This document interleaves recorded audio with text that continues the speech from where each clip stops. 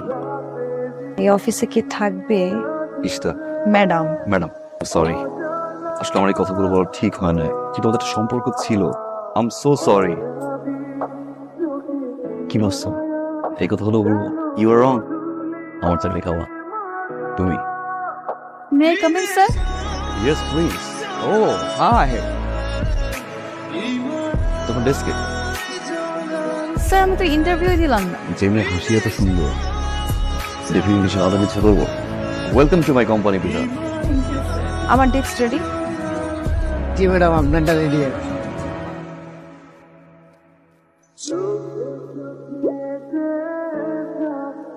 আপনারা সবাই জানেন যে আমাদের এই মুড়িটা সুস্বাদু, ভালো, কিন্তু কোনোভাবেই এটা সেল হয়। আপনাদের সাথে বহুবার বসতে আপনারা কোনো সৎ পরামর্শ আমাকে দিতে পারেন। আর আমার একটা ছোট্ট কথা বলার আছে। এখানে এমন একজন মানুষ আছে ইন্টারভিউ ভালোভাবে না নিয়ে জাস্ট তার হাসি দেখে তাকে সিলেক্ট করে ফেলে। ইন্টারভিউ দিয়ে